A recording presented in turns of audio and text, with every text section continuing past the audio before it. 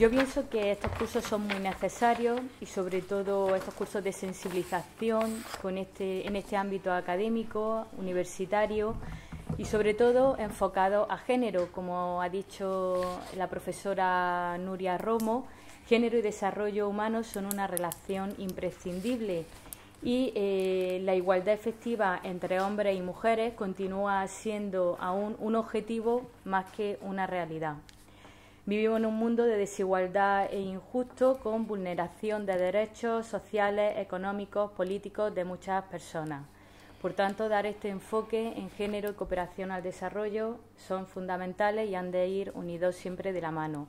Ya en el plan director de la cooperación española, tanto en el segundo como en el tercero, que finalizó ya el año pasado, aparece referencia implícita a la importancia que tiene la cooperación y el desarrollo. Por tanto, es de agradecer al CICODE la organización de estos cursos y sobre todo a las personas que a ellos asisten, que son el verdadero motor.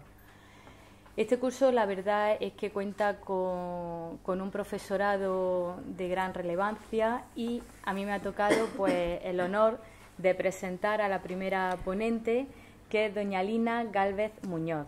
Ella es catedrática de Historia e Instituciones Económicas en la Universidad Pablo de Olavide.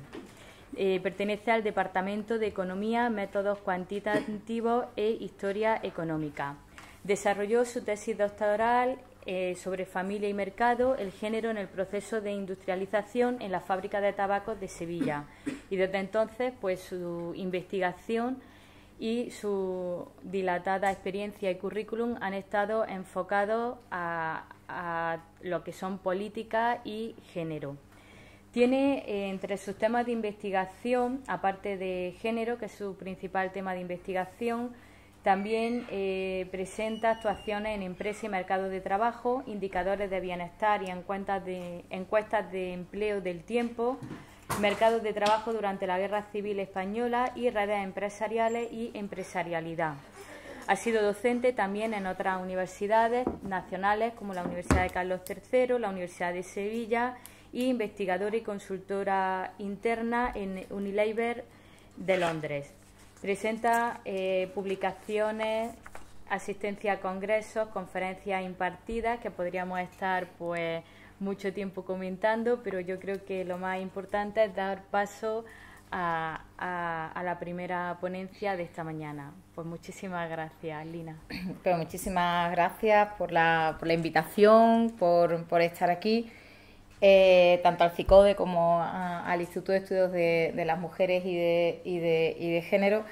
La verdad es que desde que estalló la crisis, pues me he enfrentado a reflexionar sobre este tema que, bueno, pues que me han pedido que hable hoy, ¿no? Que son los efectos diferenciados de mujeres y hombres de esta crisis económica, pues ya muchas veces. Y claro, ya hay como digamos, tenemos un cierto tiempo incluso de reflexión interna de lo que se decía a principios de la crisis y lo que hemos visto que ha evolucionado la crisis, ¿no? Y antes que empezar con la conferencia en sí, ¿no? Este impacto desiguales en los trabajos, en los tiempos de la crisis económica en mujeres y hombres, sí que me gustaría hacer una pequeña reflexión. Creo que dónde estamos en este contexto de la crisis. Yo recuerdo que muy pronto, precisamente quizás una de las primeras conferencias que diera sobre los efectos desiguales, o los posibles, entonces eran los posibles efectos desiguales, o la alerta de los posibles efectos desiguales que la crisis económica podía tener en mujeres y hombres, fue precisamente aquí en Granada, con las compañeras del Fórum de Política Feminista. Y no tanto ahí, pero ya un poco ahí, y sobre todo en muchos otros foros, pues me tachaban de pesimista, ¿no? Y de que estaba diciendo, porque realmente la crisis iba a suponer era una oportunidad, como la propia palabra lo decía, era una oportunidad de cambio. Y por tanto, que por qué decía yo que, ojo, que la crisis iba a tener un impacto especialmente negativo en las mujeres, ¿no? Desgraciadamente, algo de razón tenía, ¿no? Porque el desarrollo de la crisis, pues, de alguna manera ha venido a confirmar gran parte de las amenazas que en su momento pues yo ponía sobre la mesa, no porque yo tuviera una bolita de cristal, sino simplemente porque había estudiado que había ocurrido en crisis precedentes. Y por si ustedes no lo saben, desde que cambió el modelo económico o empezó a cambiar el modelo económico, se pusieron nuevas reglas de juego internacionales con la caída de Bretton Woods y, digamos, se ponen los cimientos del modelo neoliberal, ha habido más de 100 crisis financieras. Más de 100 crisis financieras. Por tanto, laboratorio suficiente como para ver qué ocurre con las crisis, digamos, con las diferencias de género. ¿Qué ocurre sobre todo cuando de las crisis se intenta salir, se ponen recetas con políticas de corte deflacionista, recetas que, para resumir a todos, no podemos reconocer como recetas de tipo neoliberal, que son las que han estado imponiendo, bueno, pues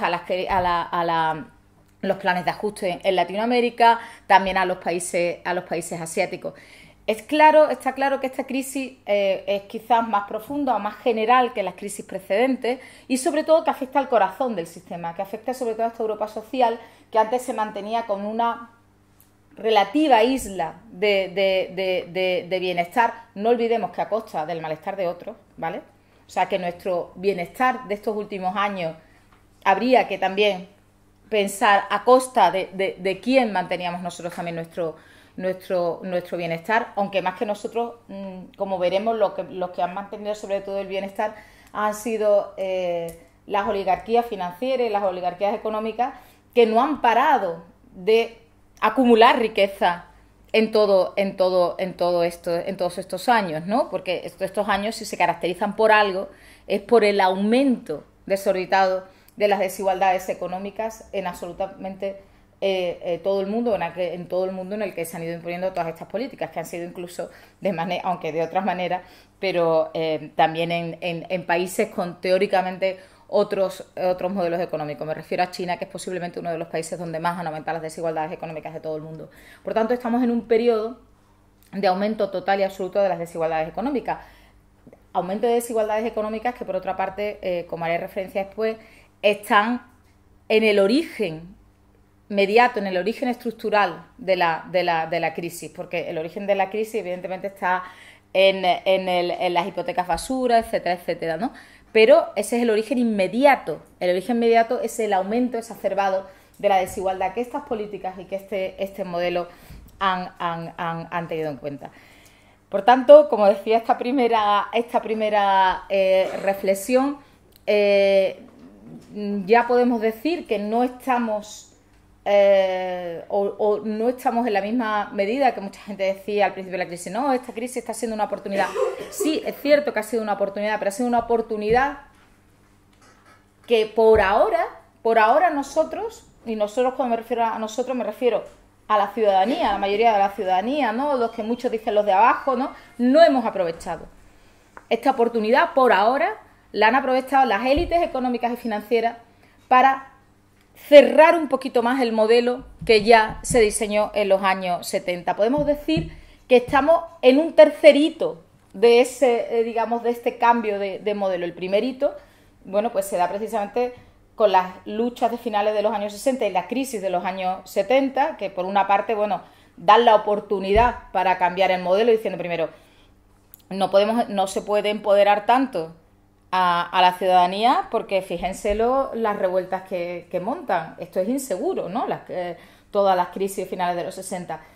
Para colmo, la crisis económica de los 70, además este modelo no es un buen modelo porque es un modelo que entra en crisis. Ese es el primer hito. El segundo hito es la caída del muro de Berlín. Y no lo que se decía, Europa vivía bien a la sombra del muro, ¿no? Evidentemente, siempre que hubo un modelo alternativo al que temer, pues determinadas políticas no se pudieron imponer en Europa. Y ahora esta crisis lo que está suponiendo en definitiva es el tercer hito, digamos, para un cambio de modelo. Perdón, un cambio de modelo no, digamos una cierta o una mayor culminación de este modelo. Con esto no quiero decir que no haya salida, ¿no? O que no podamos, de alguna manera, poner freno a este modelo. Yo sigo creyendo que sí, ¿no? Pero desde luego por ahora no lo hemos aprovechado, ¿no? Dicho esto, yo voy a dividir la presentación en dos partes, o quizás hay una transición, como una tercera parte, podríamos decir. Primero hablar de los efectos, ¿no? Que es lo que, bueno, se me ha invitado y se me ha pedido hablar aquí, los efectos diferenciados entre hombres y mujeres. Diferenciaré entre efectos a corto plazo y a corto y medio plazo y efectos a medio y largo plazo, ¿no? Luego, digamos, haré una reflexión de sabiendo que es un poco estos son los efectos o lo que pueden ser los efectos, por qué no estamos reaccionando de la manera que yo creo que deberíamos de reaccionar para dar un giro, ¿no? A esta deriva, ¿no? Y me gustaría terminar, porque por eso de que no me digan más pesimista, pues con lo que al menos yo creo que deberían ser las alternativas o las bases o los cimientos de un nuevo modelo, si finalmente conseguimos cambiar los equilibrios de poder, ¿no? Porque en definitiva lo que estamos hablando también es no solamente de un cambio en los equilibrios de poder, sino también de un nuevo poder que se ejerza de otra manera, ¿no? Obviamente, con otros valores.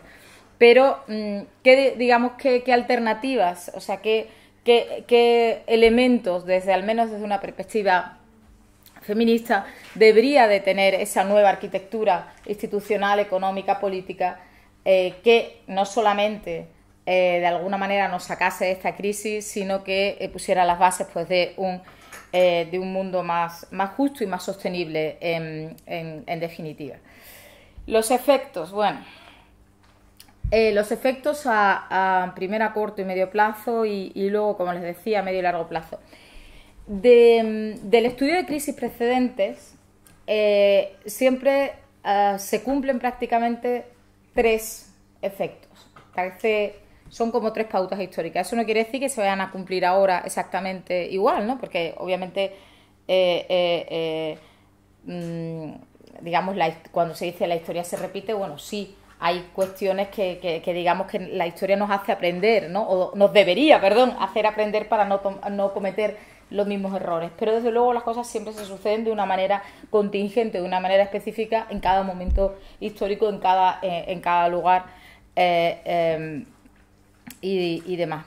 Bueno, primero decir, antes de empezar con los efectos, que cuando hablamos de efectos diferenciados de mujeres y hombres, pues estamos simplemente haciendo referencia a que mujeres y hombres ocupan una posición diferenciada en los mercados de trabajo, en la familia, en el acceso al poder, en el acceso a los recursos en general, y que por tanto cualquier, acontecimiento, más que acontecimiento, situación como esta crisis económica, incluso absolutamente cualquier política económica, cualquier medida de política en general, pues nos va a afectar de forma diferenciada. Como todo, nosotros todos no estamos en la misma posición, y en economía las cosas no son ni blancas ni negras, ¿no? A mí siempre me hace mucha gracia, y siempre lo digo y me repetiré mucho, pero no me importa repetirme en esto, que cuando dicen, incluso gobernantes que se dicen progresistas, que bajar los impuestos es de izquierda, y que es bueno, ¿no? Simplemente si repiten y repiten, bajar impuestos es bueno, bajar impuestos es bueno y bajar impuestos es bueno. Pues depende de para quién. Si usted tiene renta suficiente para poder acceder a una educación y a una sanidad privada, pues evidentemente le viene bien que le bajen los impuestos, porque va a tener más renta disponible para poder gastarla en lo que usted quiera.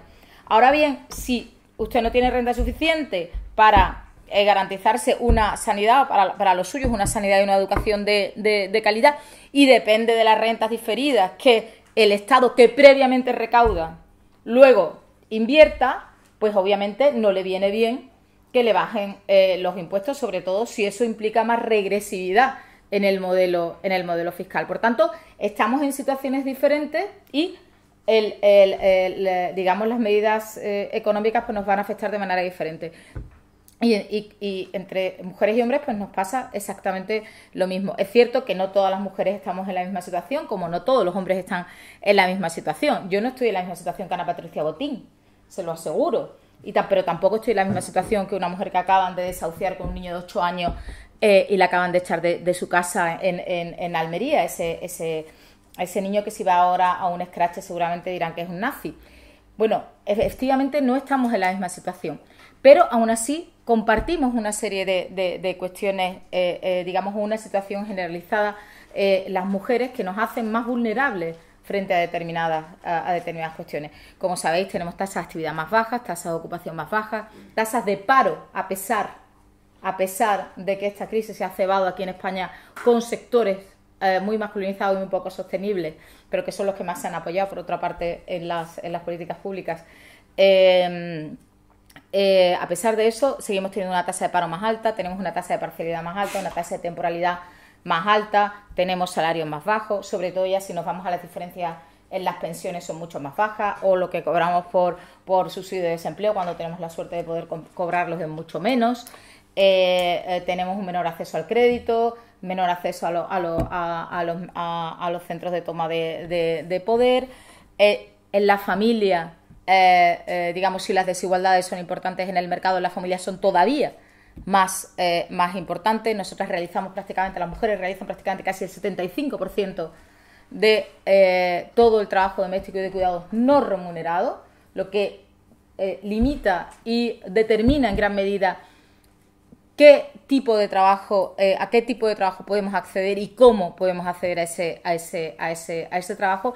Por tanto, cualquier política específica y sobre todo cualquier coyuntura tan depresiva y tan específica como esta, pues nos va a afectar de manera diferenciada, ¿de acuerdo? Por tanto, ¿qué efectos son los que históricamente ha habido o sabemos, ¿no?, de este laboratorio que hemos tenido de crisis precedentes?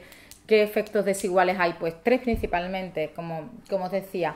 El primero es que de las crisis se suele salir, durante las crisis observamos una intensificación del trabajo de las mujeres.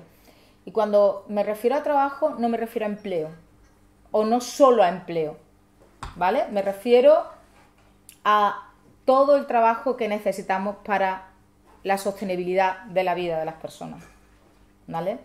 En economía feminista normalmente utilizamos el criterio de la tercera persona, que por ello decimos que consideramos trabajo toda aquella actividad que pueda realizar una tercera persona a cambio de un salario, pero no quiere decir que se realiza a cambio de un salario, ¿vale?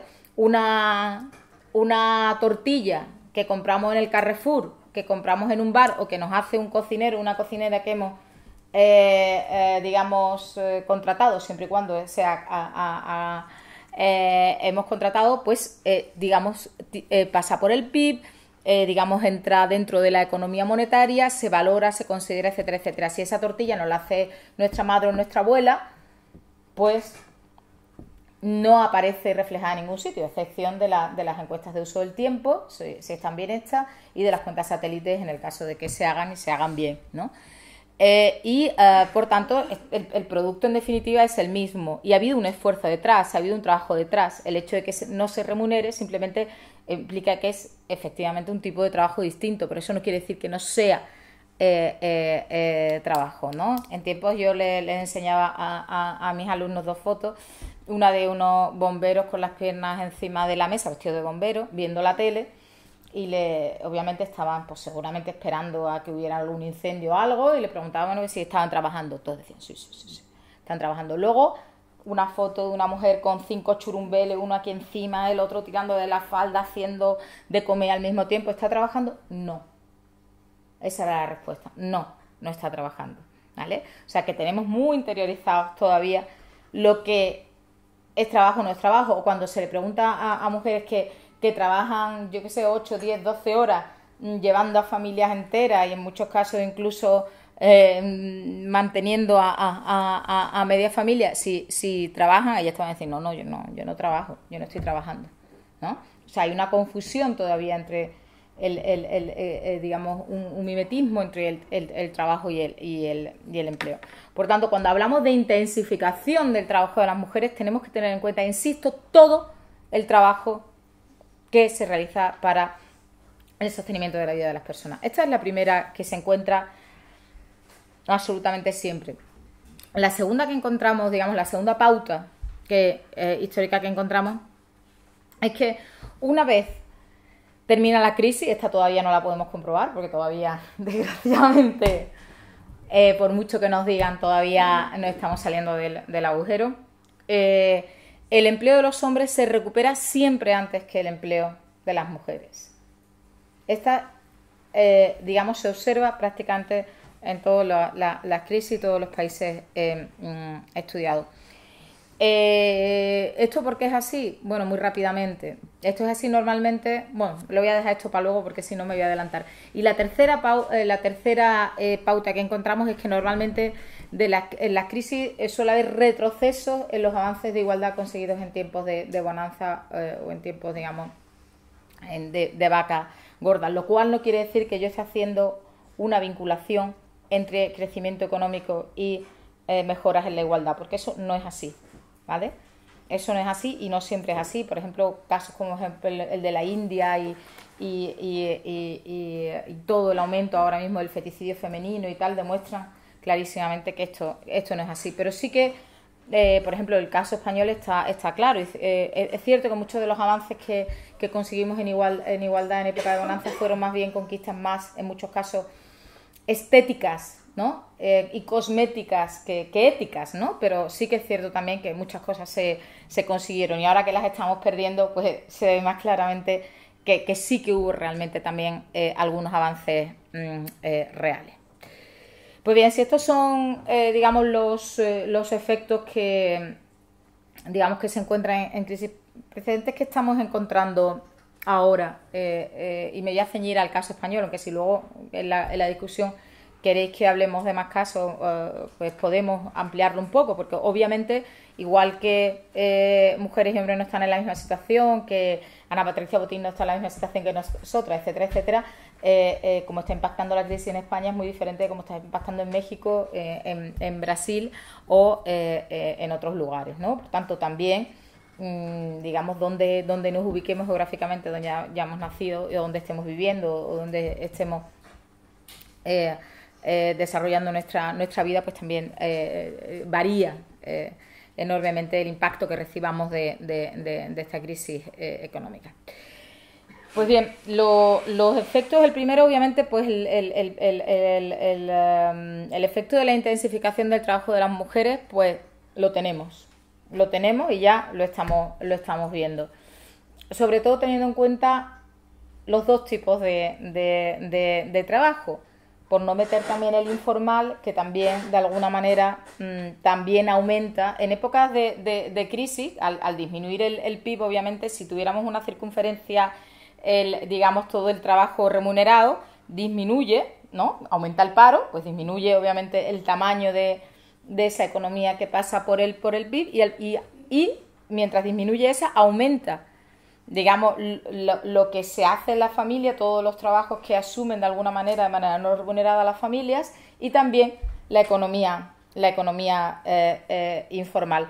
Lo que suele ocurrir aquí no está tan estudiada la economía informal, en otros países sí que está muchísimo más estudiada la economía informal y lo que se observa en aquellos países donde hay mucha economía informal es que hay un cierto desplazamiento de las mujeres de la economía informal. Como la economía informal es lo último de lo último, pues ahí es donde están concentradas las mujeres. En época de crisis los hombres de alguna manera desplazan a las mujeres, como aquí podemos ver el efecto, que tengo ganas de ver los números en condiciones, pero todavía no he tenido tiempo, pero seguro que si os lo digo, alguna lo habéis visto ya, el efecto del cajero de supermercado. Fijaros lo que ha pasado en los supermercados de vuestro barrio, porque en el mío han desaparecido las cajeras de supermercado y ahora solamente hay cajeros en los supermercados. Yo no sé si aquí está pasando, pero desde luego en mi barrio ha habido en el último año, no antes, una cierta sustitución del cajero por la cajera. Pero bueno, lo mismo es simplemente, insisto, no tengo datos,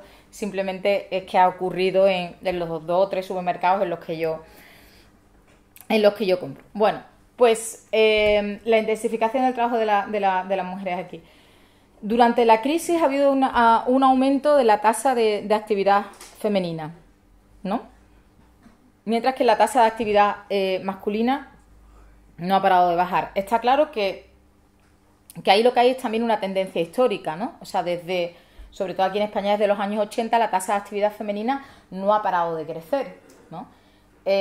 Sobre todo conforme a cohortes de mujeres pues más educadas, pues se han ido incorporando al mercado de trabajo. O sea, el que tengamos más educación no solamente implica que tengamos más posibilidades de que nos contraten y obtener un empleo en el mercado, sino también eso ha cambiado nuestras preferencias.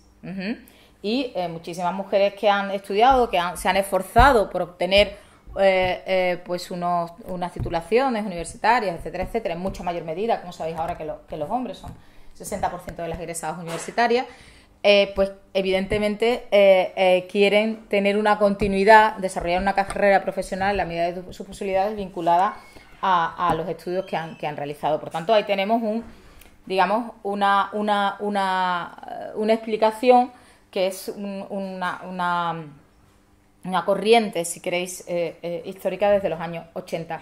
Pero también se observan en las estadísticas que ha habido una incorporación muy importante de casi 900.000 mujeres que antes no habían, digamos, que no habían estado previamente en el mercado de trabajo, y muchísimas mayores de 40, 45 años. Incluso ha aumentado la tasa de actividad de mujeres mayores de 55 años, ¿vale? Esto que nos dice, que nos explica, bueno, lo que llamamos el efecto del trabajador adicional o del trabajador añadido, que es que en épocas muy depresivas, cuando miembros de la unidad familiar, que son los que normalmente han estado en el mercado de trabajo, se quedan en paro, otros miembros considerados auxiliares entran en el mercado de trabajo para ofertar su trabajo y sobre todo poder mantener, bueno, pues las condiciones o las posibilidades, digamos, de consumo mínimo de las familias. Por tanto, hemos visto una intensificación en ese sentido del trabajo, o al menos de la oferta de las mujeres que se han lanzado al mercado de trabajo para trabajar en lo que sea, para encontrar lo que sea, con tal de llevar algunos ingresos a la familia. Si esto ha pasado en relación al trabajo remunerado, en el trabajo no remunerado, las cifras obviamente no las tenemos muy claras, porque las encuestas de uso del tiempo llevamos solamente 2 oleadas y se han hecho cada 5 años, y la última que tenemos eran datos de 2009, digamos el trabajo de campo realizado en 2008-2009, por tanto todavía no teníamos los efectos digamos muy marcados de la crisis. La anterior eran datos de 2002-2003. Y lo que sí que vemos, cogiendo esos datos de manera agregada, es que, digamos, ha habido una pequeñísima reducción del diferencial, digamos, de minutos totales que hombres y mujeres dedican al trabajo en general. Por ejemplo, aquí en Andalucía, si sumábamos el trabajo remunerado y el no remunerado, las mujeres andaluzas pues dedicábamos como casi una hora y media más al día que los hombres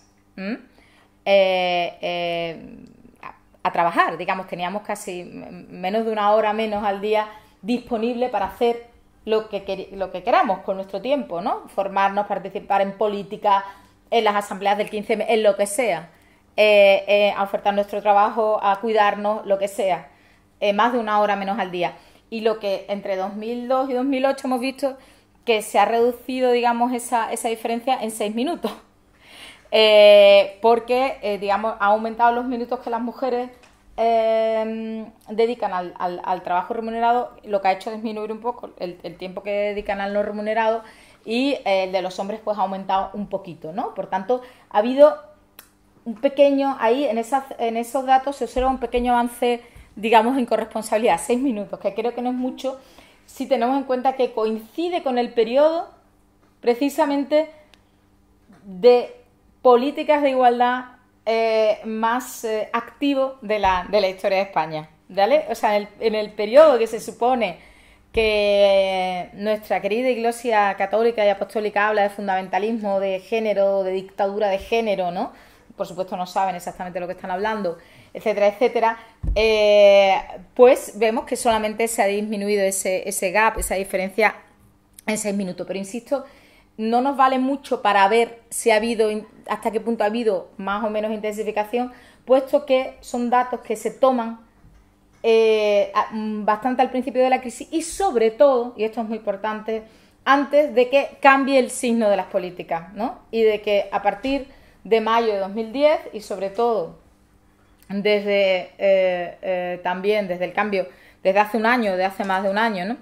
Digamos, se empiece sobre todo a partir de la crisis de la deuda a hacer un ataque a lo público y digamos, al gasto social, principalmente al gasto público social, que es lo que más impacta, una de las cosas que más va a impactar precisamente en esta refamiliarización de los cuidados y en esta intensificación del trabajo de las mujeres vinculado con el trabajo doméstico y de cuidado. Por tanto, lo que voy a decir ahora, estos efectos en el aumento de trabajo no pagado, digamos, vienen más de fuentes secundarias más que de las encuestas directamente de uso del tiempo, simplemente porque no tenemos, tendríamos que esperar a la siguiente ola de encuestas de uso del tiempo, que además que como no conviene mucho, vamos a ver si se van a hacer o no, aunque hay un mandato de hacerlas y Eurostat se supone que lo tiene que hacer, pero son encuestas caras y encuestas que principalmente tienen como objetivo, o uno de los objetivos principales es hacer emerger todo ese trabajo doméstico y de cuidados no remunerado. Y si políticamente eso no interesa, pues ya veremos qué va a pasar con esas encuestas, porque ya se debería de estar diseñando de alguna manera la muestra a esta altura, porque lo sé porque yo participé digamos, entre una encuesta y otra, precisamente aquí en el caso yo llevo muchos años colaborando con el Instituto de Estadística de Andalucía, soy consejera del Instituto de Estadística de Andalucía, en ver si la reducción de la muestra que, digamos, de alguna manera imponía el Instituto Nacional de Estadística, si convenía invertir más dinero para duplicarla o no, como se había hecho en la anterior, y creo que esto lo estábamos haciendo, pues no sé, yo creo que en 2007, 2008, o sea que ya deberíamos de estar preparando la siguiente y que yo sepa todavía no se está preparando, pero en cualquier caso. Lo que sí que sabemos, lo que sí que está claro es que sabemos que hay un desequilibrio enorme entre quién realiza el trabajo doméstico y de cuidados no remunerados en las familias por estas encuestas de uso del tiempo, y que no es solamente el caso de aquí de España, pero más del 70% de todo ese trabajo lo realizan las mujeres. Por tanto, deberíamos de pensar y supongo que no nos desviamos mucho, que si hay una reducción de la renta disponible de las familias, pues determinados bienes y servicios que antes se adquirían en el mercado, pues pasan con vuestro permiso voy a coger para recogerme el pelo, que aquí no sé si es por esto o por algo, pero no sé, yo tengo calor aquí, perdón. Perdón, esto es lo bueno de tener el pelo rizado, que con cualquier cosa se queda. Perdón. Bueno, lo que podemos pensar es que si hay una reducción, como digo, de las rentas de las familias, pues el determinados bienes o servicios que antes se adquirían en el mercado ahora pasen a ser cubiertos en el mismo seno de la familia. Por las estadísticas de uso del tiempo sabemos. No te preocupes, es que yo me acaloro mucho hablando, no te preocupes, que me va a pasar igualmente, me voy a poner tipo Heidi dentro de nada, si no estoy ya, pero me pasa siempre, ya sea invierno, verano, lo que sea, que no, soy yo, que soy muy vehemente, una cuestión de carácter, no pasa nada. Lo que sí sabemos, por ejemplo, por las estadísticas de uso del tiempo, son algunos datos que nos dirigen en ese sentido. Por ejemplo, si cogemos, luego si queréis lo tengo ahí en el ordenador, o sea que podemos ver la gráfica si queréis. Lo que pasa es que no he traído PowerPoint porque ya me enrollo sin PowerPoint, con PowerPoint ya no acabo. Entonces, si comparamos una familia con servicio doméstico y una familia sin servicio doméstico, las horas y minutos de trabajo no remunerado que hombres y mujeres realizan en los dos tipos de familias, veríamos que el tiempo que los hombres dedican en ambos tipos de familias con servicio doméstico y sin servicio doméstico no varía. Mientras que el tiempo que las mujeres dedican desciende enormemente. Por tanto, es el trabajo de las mujeres el que estadísticamente están, digamos, cubriendo cuando contratamos a una tercera persona para realizar esos servicios. Sabemos también, por ejemplo, lo que incrementa, el tiempo que incrementa un hombre cuando se queda en paro el tiempo de trabajo doméstico y no cuidado, que es 1 hora al día, mientras que en el caso de las mujeres son 2 horas al día. Digamos, son una serie de pinceladas que nos llevan a pensar que digamos que la asunción por parte de las familias de ciertos bienes y servicios o la producción de esos bienes y servicios que antes se adquirían en el mercado, pues pasen a ser cubiertos de manera prioritaria por las mujeres. Con Mauricio Matus publicamos en 2010 un estudio que nos había encargado el Consejo Económico y Social de Andalucía sobre el impacto de la Ley de Igualdad en las medidas de conciliación de las empresas y de las familias andaluzas. Nosotros hicimos el trabajo de campo, aparte del trabajo de campo fue principalmente a nivel de empresas, pues hablando con los directivos, con los representantes sindicales, con los directivos de recursos humanos, etcétera, etcétera. Pero también hicimos una encuesta a 2.000 trabajadores ocupados y ocupadas, ¿vale? Todos eran ocupados, todos.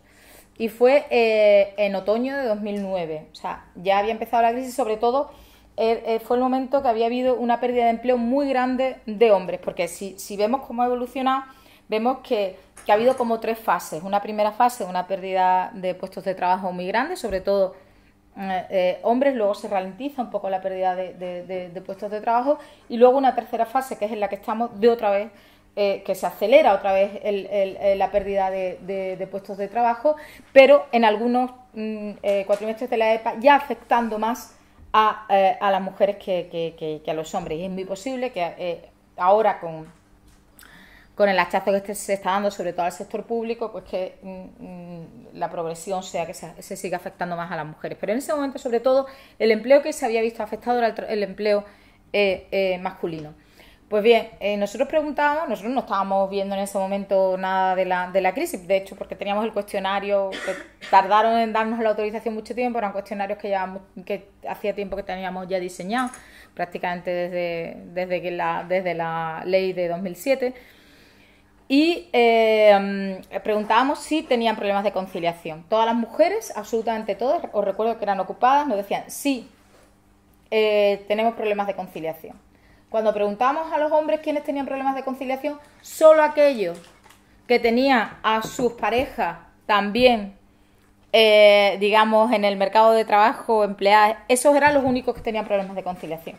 Los que tenían a sus mujeres en su casa de tiempo total, parcial o temporal, digamos, siguiendo el modelo tradicional de ama de casa, esos no tenían problemas de conciliación, porque esos el problema lo tenían solucionado. O sea, no tenía problema de conciliación.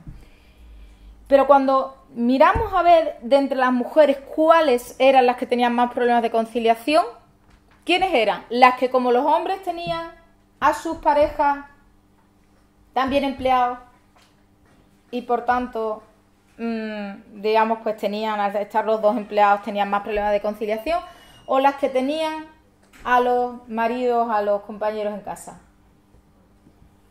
Por las que tenían a los maridos en casa. Esas eran las que más problemas de conciliación tenían.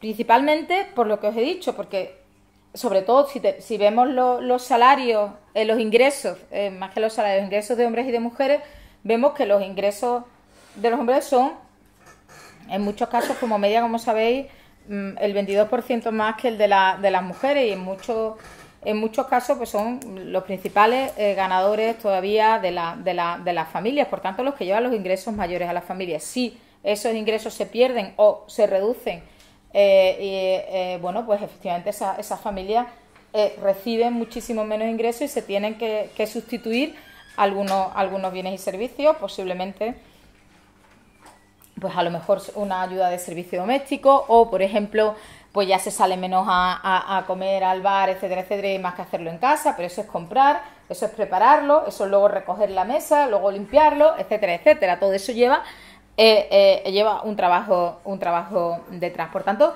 son estas, digamos, informaciones un poco indirectas lo que nos van hablando de que existe realmente, que se está dando esa intensificación. Pero esa intensificación no solamente se da por, digamos, la reducción de las rentas de las familias, sino sobre todo, y esto sí que es un peligro muchísimo mayor o digamos, con un efecto de género muchísimo más diferenciado, por la reducción del gasto público social. Si vemos también los módulos de conciliación específicos de la EPA o cualquier, digamos, también las encuestas de uso del tiempo, otras encuestas específicas, veremos que, de nuevo, ¿no? Cuando se dice, bueno, ¿qué servicio de cuidado con padres con niños menores de 12 años? ¿Qué servicio de cuidado principal utiliza? Pues vemos que los padres, el servicio principal que utilizan los padres varones, me refiero, son sus mujeres.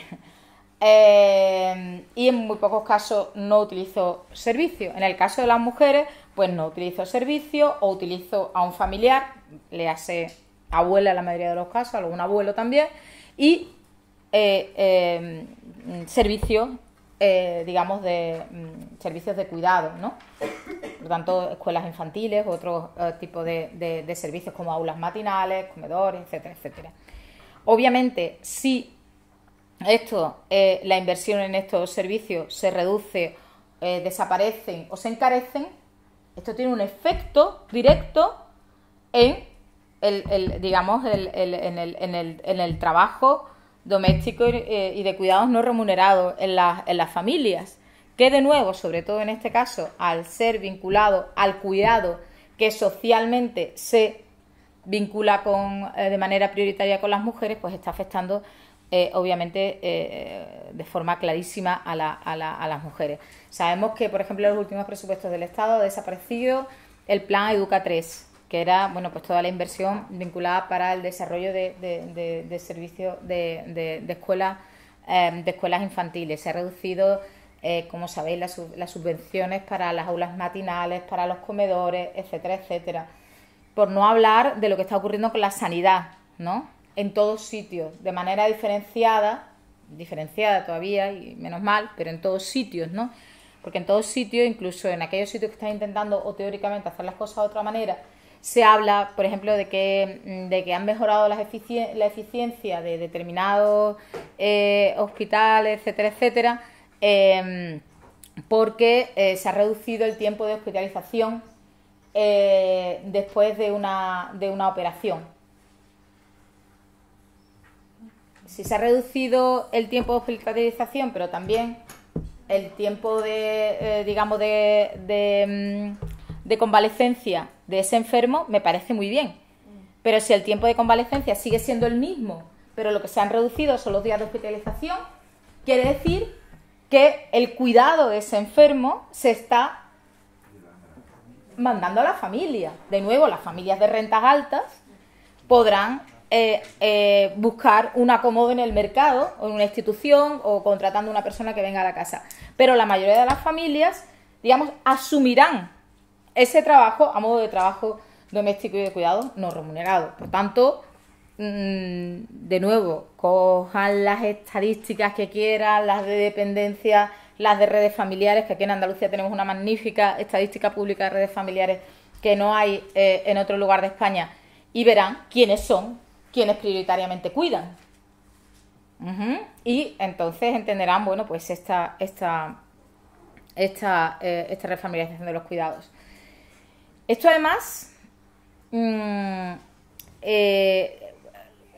va a tener consecuencias, como ahora diré, digamos, a mí no me gusta la palabra empleabilidad, ¿vale? Porque empleabilidad, de alguna manera, es una palabra que se usa en la mayoría de los casos para desplazar la responsabilidad sobre la situación, por ejemplo, de desempleo o de no encontrar empleo al trabajador, ¿vale?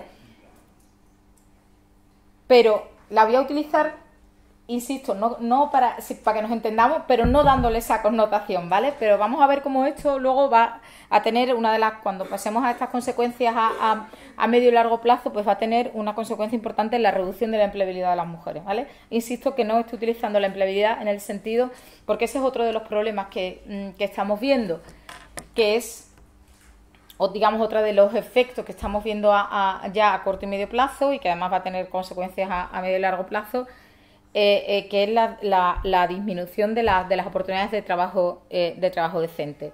Esto que obviamente afecta a todo el mundo, o sea, a hombres y mujeres, afecta en mayor medida a las mujeres, primero porque están en una situación de mayor vulnerabilidad en los mercados de trabajo y por tanto el que se reduzcan las situaciones de trabajo decente pues les afecta en mayor medida, sobre todo porque todavía digamos, para mejorar en igualdad o desterrar la discriminación, precisamente lo que necesitamos es más trabajo decente, más control sobre lo que ocurre en las relaciones laborales, etcétera, etcétera, y no menos control, más flexibilidad, como yo digo, más flexibilidad de la mala, porque es una flexibilidad de la que solamente favorece a una parte de la relación contractual, ¿no?, que es al empleador. Pero como os digo, creo que a las mujeres les afecta más sobre todo por una cuestión y es por la retroalimentación que se produce entre la discriminación que sufren las mujeres en el mercado y la que sufren en la casa. Me explico. Sabemos que a mejores condiciones de trabajo, mejor remunerado en el mercado, las mujeres que tienen mejores condiciones en el mercado luego negocian mejor en la casa el reparto de tiempos y de trabajo. Ya sea porque se mejora en corresponsabilidad, ya sea porque se dedica una parte de la renta familiar a contratar a una tercera persona, ¿vale? No estoy diciendo que necesariamente eso implique que su pareja aumente las horas de trabajo, pero sí que hace que se reduzcan las suyas de trabajo doméstico y de cuidado no remunerado y que, digamos, se produzca una negociación más equitativa en los tiempos y los trabajos.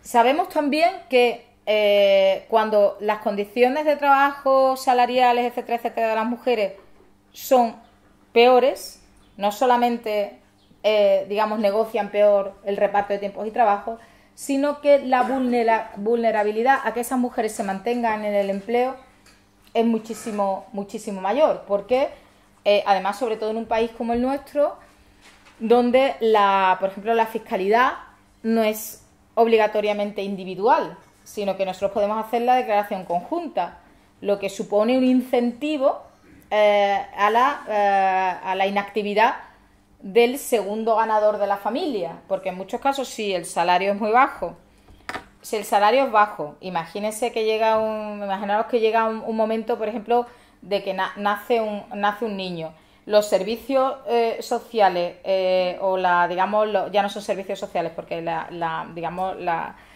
educación de 0 a 3 años ya está en educación, ya no es un servicio social, sino está se ha traspasado a educación, bueno, pero son caros o son inexistentes o no se llega, por tanto hay que hacer una inversión para ese cuidado. Si esa persona, el segundo ganador de la familia está en activo, el principal ganador no se puede desgravar en su declaración de la renta por este segundo ganador. Démosle la vuelta a la tortilla. Para lo que gana, se lo vamos a dar a otra persona y encima vamos a pagar más Hacienda porque yo no me puedo desgravar por ti, que eres dependiente, pues marija. Hay diferencias, obviamente, no ya entre Ana Patricia Oetting y nosotros, pero sí entre mujeres con mucha cualificación y mujeres con media y poca cualificación. Obviamente, mujeres con mucha cualificación posiblemente pues tengan, sigan teniendo mayor empleabilidad, sobre todo teniendo en cuenta los datos y los porcentajes de egresados y de idoneidad, y de idoneidad definitiva, las mejores notas también de las mujeres, y por tanto ahí puede que haya también una brecha en ese sentido y que esta disminución de la empleabilidad no sea generalizada, ¿no? pero para la mayoría, para una gran mayoría de mujeres, sin duda esto será así, o al menos es posible que veamos una nueva... normalmente durante las crisis observamos digamos, la segregación ocupacional y la segregación por género, digamos, no es estática, va modificándose en los distintos periodos. Siempre se mantiene en todos sitios, ¿no? Y de hecho, durante los años de bonanza la segregación ocupacional ha aumentado. O sea, la concentración de mujeres y hombres en los distintos sectores económicos ha aumentado mucho. Entonces, sabéis que de las 35 categorías, 35 son, creo que sí, 35 categorías profesionales de ocupaciones que contempla el Ministerio de Trabajo, prácticamente el 70% de las mujeres se concentran solamente en 5, ¿vale? O sea, cuando hablamos de segregación ocupacional no solamente nos estamos refiriendo a que mujeres y hombres están en sectores distintos, sino que el abanico de posibilidades al que pueden acceder las mujeres y al que pueden acceder los hombres tiene una apertura, digamos, muy distinta. En el caso de las mujeres es mucho más chiquito. Eso quiere decir que si es más chiquito hay menos sectores abiertos o que están contratando a mujeres, ¿vale? Quiere decir que hay también mucha más presión sobre esos sectores. Ley de la oferta y la demanda, pues eso es lo que dicen mucho, utilizan muchas personas para decir que por eso los salarios de las mujeres son más bajos. Bueno, lo que habría que ver es porque también las mujeres están concentradas en tan pocos sectores, pero vamos, no nos vamos a meter ahora también en eso, ¿no? Entonces es posible que vivamos, digamos, una nueva segregación ocupacional o diferencias. Yo sobre todo creo, y esto es un poco, bueno, esto no es tanto más que bola de cristal, es un poco ver por donde creo que van un poco los tiros, es que uno de los efectos a medio y corto plazo va a ser un incremento o un fomento, que ya lo estamos viendo, del trabajo a tiempo parcial. Yo creo que es la pieza que hace encajar a las demás. Me explico. Tenemos que bajar la cifra de paro, ¿vale? De acuerdo todos, ¿no? No solamente porque las personas necesitan comer, vivir y ese tipo de cosas, sino porque también macroeconómicamente necesitamos bajar las cifras de paro. ¿De qué manera bajamos la cifra de paro también? Bueno, pues en vez de tiempos completos, tiempos parciales, ¿no? De hecho, ya la mayoría de los trabajos que se están creando, los puestos de trabajo que se están creando, son mini jobs. Ya son mini jobs. No es que los mini jobs no vayan a venir, no, los mini jobs ya los tenemos. Los mini jobs ya los tenemos. Y posiblemente sigamos a más. Y la mayoría del trabajo a tiempo parcial, pues, lo están cubriendo las mujeres. Eso no quiere decir que en el futuro siga siendo así, pero por ahora, sin duda, sigue siendo así. El tiempo parcial permite, digamos, disminuir las cifras de paro.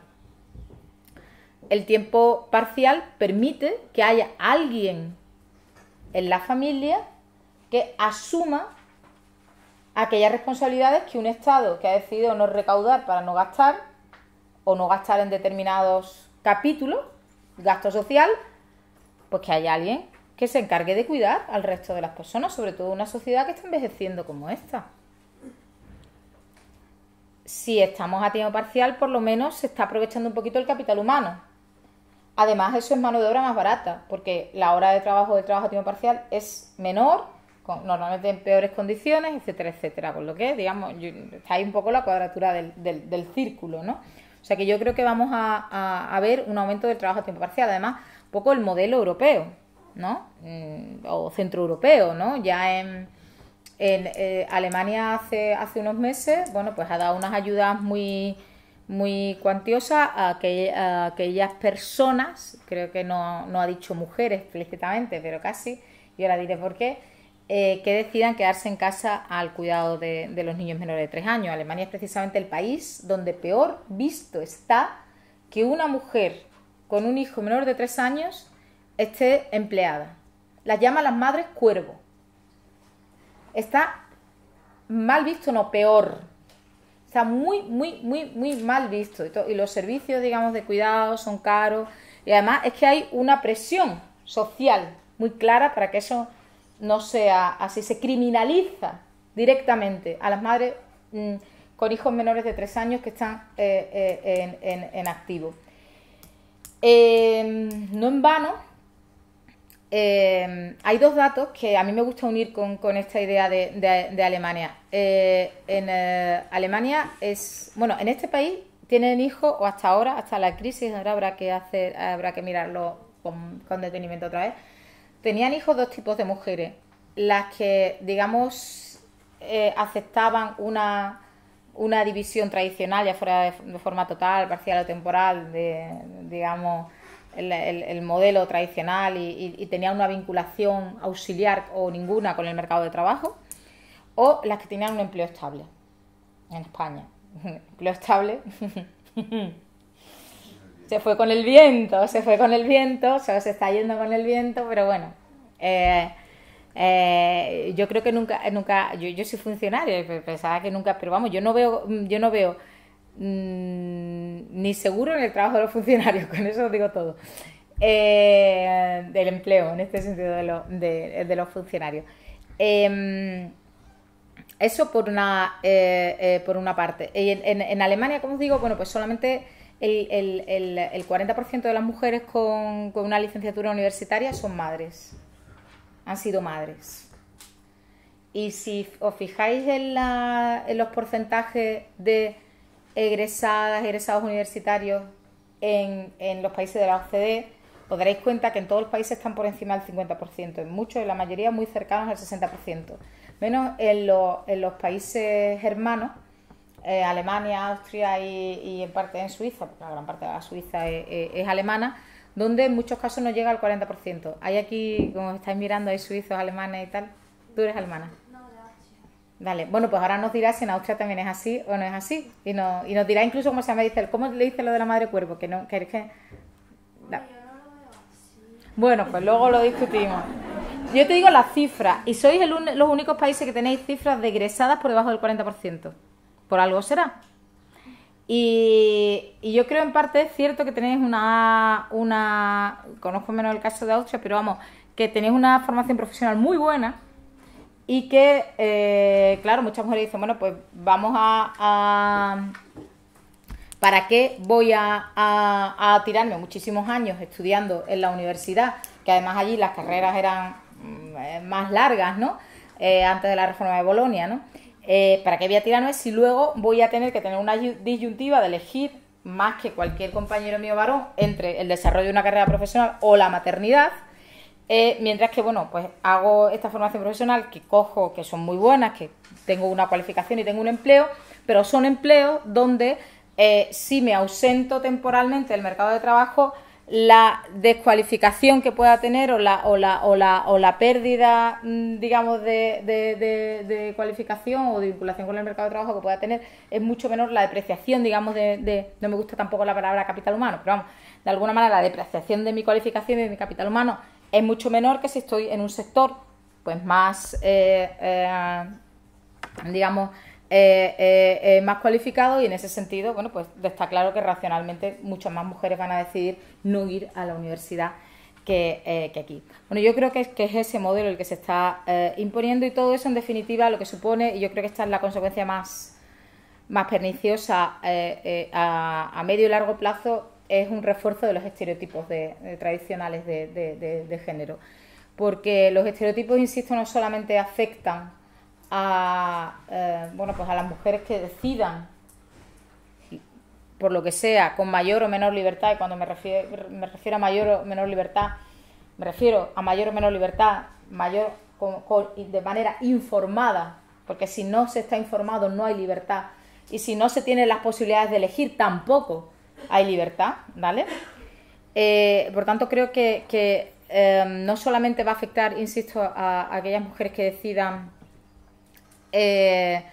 digamos, mantener el rol tradicional, sino que creo que afecta a todas, porque los estereotipos afectan, insisto, al conjunto y no solamente a las mujeres, ¿no? Y bueno, pues esto en definitiva puede ir en la línea de este efecto que, como ya os decía, se observa en otras crisis, que es que el empleo de los hombres se suele recuperar mejor una vez acaba la crisis que el de las mujeres. Obviamente, si las mujeres tienen menos tiempo disponible que los hombres, pues van a tener muchas menos posibilidades de ofertar su trabajo, simplemente de buscar empleo. Es que, una mujer y un hombre en paro no tienen la misma posibilidad de buscar empleo, de reciclarse, porque no tienen la misma disponibilidad de tiempo, ¿vale? Y luego, además, porque las políticas públicas favorecen esa mejor recuperación del empleo masculino que el empleo femenino. No solamente ya los planes de estímulo, no voy a hablar del plan E, que prácticamente el 95% del empleo que creó fue empleo masculino, o aquí en Andalucía el plan Proteja, que por lo menos aquí tuvimos la decencia de evaluarlo y decir, mira, sí, el 95% del trabajo que se ha creado ha sido masculino, sino sobre todo por la mal llamada austeridad. Ya digo mal llamada austeridad porque no es austeridad, o sea, un gasto austero, o sea, una gestión austera del gasto público en sí mismo no está mal, pero esto no es austeridad, estos son recortes y reformas para cambiar el modelo. Por tanto, no lo llamemos austeridad, pero vamos, para que nos entendamos, las políticas de austeridad, las que mal llamadas de austeridad, son realmente, bueno, pues las que están, digamos, dificultando aún más el empleo de las mujeres. Además, porque todavía socialmente hay una mayor tolerancia hacia el paro femenino que hacia el paro masculino. Y esto se da. Y esto tiene digamos, efectos negativos en las mujeres, pero sobre todo tiene efectos negativos en los hombres. Esto tiene efectos especialmente negativos en los hombres, que son los que pierden su autoestima, los que pierden su identidad, su lugar en el mundo, etcétera, etcétera, ¿no? De hecho, quizás el caso más llamativo fue cuando cae la Unión Soviética. En Rusia, pues sobre todo son muchísimos hombres los que pierden su empleo, y con el empleo pues también su razón de ser, su lugar en la sociedad, su papel de ganador de pan, etcétera, etcétera. Aumenta muchísimo el alcoholismo, enfermedades cardiovasculares, suicidios vinculados y disminuyó la esperanza de vida en casi 10 años, solamente en los años 90, O sea, que no estamos ante una tontería. Por tanto, los estereotipos y ese modelo no solamente mata mujeres, que mata muchas, desgraciadamente, pero también, y tampoco es bueno para los hombres, ¿no? De hecho, yo siempre digo que siempre se nos iba a decir, no, es que se desperdicia el capital humano de las mujeres, porque claro, están mucho más formadas y no se les está dando la oportunidad efectivamente, no se nos da la oportunidad, pero sobre todo el capital humano que se desperdicia es el de los hombres en el cuidado. Ese sí que se está desperdiciando, ese se está desperdiciando mucho más, sobre todo teniendo en cuenta el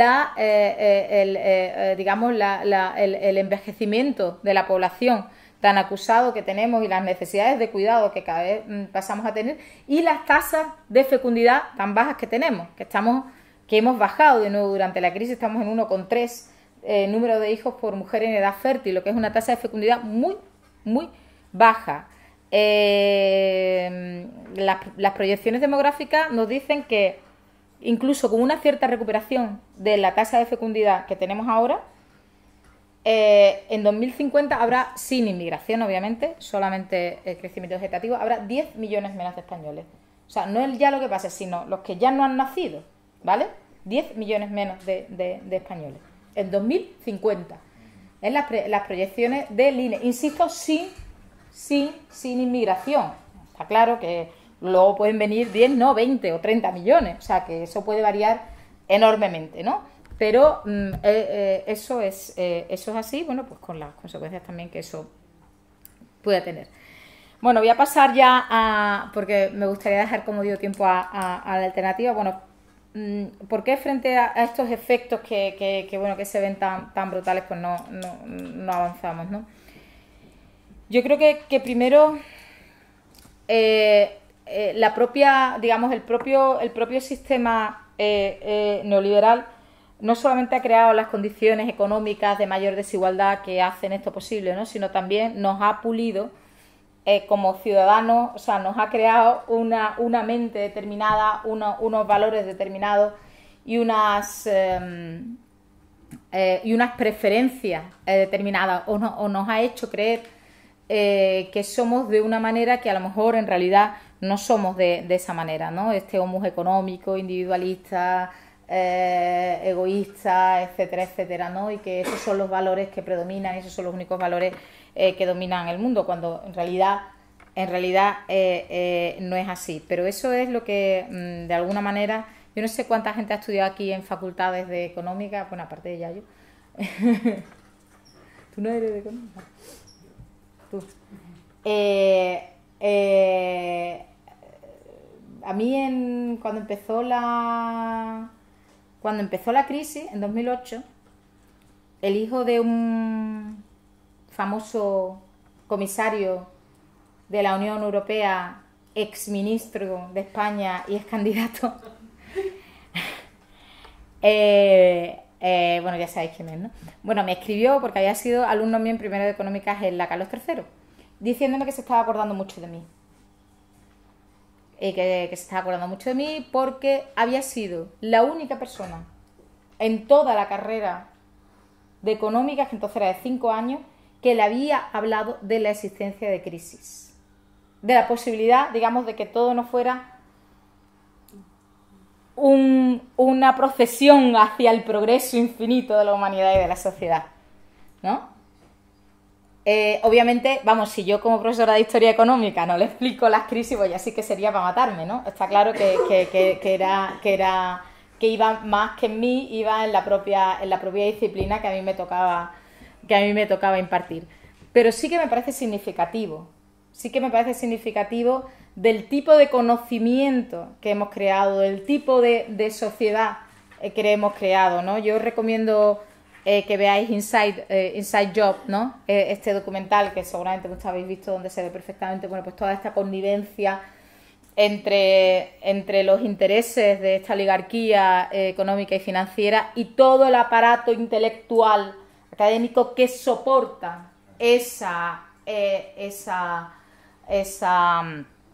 digamos, esa estrategia, ese cambio de sociedad, ¿no? Y cómo se nos ha metido a todo eso de alguna manera, cambiándonos el modelo de ciudad, cambiándonos el modelo de consumo, cambiándonos absolutamente nuestras prioridades, absolutamente todo. Y nosotros hemos sido seducidos. A nosotros, al menos aquí en Europa, digamos, no nos han obligado a nada. Nosotros hemos sido seducidos realmente por ese modelo, hemos sido seducidos realmente por esos valores. Entonces, yo por eso creo que esa es una de, digamos, de las principales barreras que encontramos un poco para cambiar algunas cosas, ¿no? Luego, en lo que tiene que ver exactamente con las mujeres, pues yo creo que también es que son las propias desigualdades entre las mujeres y las propias, digamos, los que nos llevan también un poco a no tener una agenda propia o a no, digamos, imponer, en definitiva, no imponer o luchar, ¿no? Porque las alternativas o los parches, si acaso, al modelo tengan una agenda propia. Yo creo que con la deriva que está tomando la crisis, también van a aumentar las desigualdades entre mujeres y, por tanto, también las posibilidades de que nos pongamos de acuerdo en algunas medidas y algunas cuestiones que nos beneficiarían en definitiva o a todas o a casi todas. Y yo creo que esto está sin duda está aumentando, ¿no? Y luego, por último, y esto ya podemos discutir muchísimo, yo creo que la articulación que se está haciendo de oposición a este modelo no está siendo suficiente. Luego eso lo dejo un poco abierto posteriormente para la discusión, pero yo creo que la protesta simplemente no es bastante y que hay que articular realmente alternativas reales y que hay que tomar los congresos, pero con escaños y con votos. Y una vez ahí hay que intentar cambiar. Y creo que ahí la experiencia y el aprendizaje de las luchas de mujeres y de su participación en procesos de cambio, en procesos constituyentes como el ecuatoriano, como el venezolano, como el de Bolivia, nos pueden servir de mucho, ¿eh? Y yo creo que tenemos que aprender. Siempre hemos nos hemos puesto intentando enseñar sin aprender, y creo que nos tienen que ahora mismo enseñar muchísimo más de lo que nosotros tenemos que enseñarles a ellos, ¿no? Y en cualquier caso, lo que sí que creo es que cualquier alternativa que, digamos, nos haga revertir estos posibles efectos o esta consolidación de este modelo que, como ya os digo, ya estaba diseñado en los 70, cualquier alternativa pues tiene que pasar primero por considerar absolutamente todo el trabajo que se realiza. Vuelvo a un poco a lo que decía al inicio. Si solamente tenemos en cuenta y seguimos pensando que lo único que es trabajo y es el empleo, difícilmente vamos a poder llegar a un modelo, a un sistema o a unas propuestas que sean realmente, que nos permitan avanzar en equidad de género, ¿no? Por tanto, hay que tener en cuenta absolutamente todo el trabajo y de esa manera avanzar en corresponsabilidad, no solamente corresponsabilidad de los hombres para con las mujeres, corresponsabilidad del sector público, responsabilidad social, responsabilidad también de los sindicatos, ¿no? Yo trabajo muchísimo con los sindicatos, que son las instituciones posiblemente más masculinas después de la iglesia, de las iglesias, que conozco, incluso en algunos casos más que el ejército. Y realmente hay que trabajar muchísimo para avanzar en esa corresponsabilidad, ¿no? Tenemos que buscar y luchar por un empleo de calidad, esto es fundamental y absoluto, y que digamos que el modelo de crecimiento no sea un modelo de crecimiento pro-pobre, y me refiero a un modelo de crecimiento pro-pobre al que hemos tenido en estos últimos años, que sí que se ha crecido, pero, bueno, primero yo no estoy, posiblemente habléis luego del decrecimiento, etcétera, etcétera, yo no estoy, a ver, el crecimiento no es la panacea, porque no por crecer digamos, avanzamos en desarrollo humano o realmente progresamos como sociedad, porque lo que se mide solamente, precisamente todo este trabajo doméstico y de cuidados no se mide la destrucción del planeta. Muchísimas cosas se quedan fuera del PIB. El PIB es una medida burdísima, absolutamente burda, pero en cualquier caso tampoco nos vale un crecimiento, no nos vale un crecimiento destructivo, no nos vale un crecimiento basado en la desigualdad como el que hemos tenido. El crecimiento económico que se ha tenido en estos últimos años, lo que, digamos, ha ido en forma de burbujas solamente para la acumulación de los de arriba. Si ustedes ven, por ejemplo, una gráfica de la acumulación de capital en Estados Unidos, que como tienen datos muchísimo mejores que el resto del mundo, verán como el 1% más rico no se sale de la gráfica como 7 veces. O sea, no es tanta la acumulación de capital que ha tenido en estos últimos años, que es que no podemos meter al resto, al 99% restante y al 1% restante en la misma gráfica. Prácticamente es dificilísimo, ¿no? O sea, es un crecimiento, es un modelo de crecimiento que lo único que ha hecho ha sido acumular riqueza y, por tanto, también poder, ¿vale?, en unos pocos, y no se ha repartido lo más mínimo. Vivimos en un mundo muchísimo más desigual. Por tanto, necesitamos un modelo, no solamente que se crezca mejor, que se contabilicen otras cosas o que utilicemos otros indicadores, sin duda, para medir el desarrollo humano y el desarrollo de nuestras sociedades, sino sobre todo también que se reparta muchísimo más. Necesitamos, frente a unas finanzas y una banca inútil como la que tenemos, inútil totalmente, necesitamos unas bancas y unas finanzas útiles que sirvan realmente como, digamos, intermediarios. Las bancas tienen que ser un intermediario, y hay experiencia de bancos de mujeres que van precisamente en esa, y de cooperativas de crédito de mujeres que van precisamente en esa línea, y tenemos que aprender de eso. Es posible, se puede hacer, y la banca puede estar al servicio de la sociedad y al servicio de la economía real, y no como ahora, que está simplemente al servicio del casino. Necesitamos una justicia financiera, democrática y justa. Para eso, pues, ¿qué necesitamos? Pues acabar, obviamente, con todos los paraísos fiscales y poner, digamos, controles a los movimientos internacionales de capital. Mientras no pongamos controles a los movimientos internacionales de capital, digamos, siempre los gobiernos nacionales van a ser extorsionados con la amenaza de que se llevan las actividades económicas a otro sitio, de que se llevan el dinero a otro sitio, etcétera, etcétera, ¿no? Dani Rodrik, que es un economista de Harvard, pero bastante crítico, habla de que existe hoy en día un trilema, ¿no? Un trilema es que tenemos tres cosas, pero las tres cosas no pueden ser a la vez. Tenemos que abandonar una, ¿no? Y el trilema del que habla Rodrik es digamos, la hiperglobalización financiera. Él no habla de la globalización simplemente, sino especifica mucho en que lo especialmente negativo es la hiperglobalización financiera, porque no es cierto que haya una globalización total. Díganselo a muchos exportadores que quieren, digamos, exportar sus productos aquí en la Unión Europea y hay unos aranceles que no se lo permiten, o a Estados Unidos, que es el país de los más proteccionistas del mundo, ¿no? De hecho, un pequeño apéndice. Siempre se nos compara el mercado de trabajo europeo, que es mucho más protegido, con muchas más reglas, con más seguridad social, etcétera, etcétera, con el americano, que es todo mucho más flexible, mucho más libre.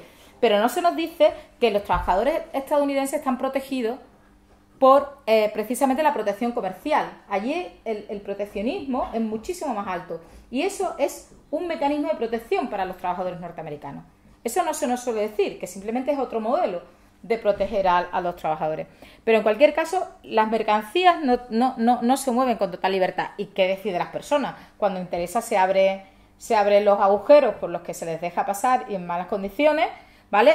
Pero normalmente, desde luego, la movilidad del factor trabajo de las personas no está contemplada para nada esta globalización. Lo que sí que se mueve con total, absoluta libertad es el capital. Nosotros podemos ahora mismo mover, si lo tuviéramos, yo no lo tengo, miles de millones de euros con un solo clic de ordenador y nadie nos va a preguntar ni nuestro carnet de identidad, ni quiénes somos, ni de dónde venimos, ni a dónde vamos.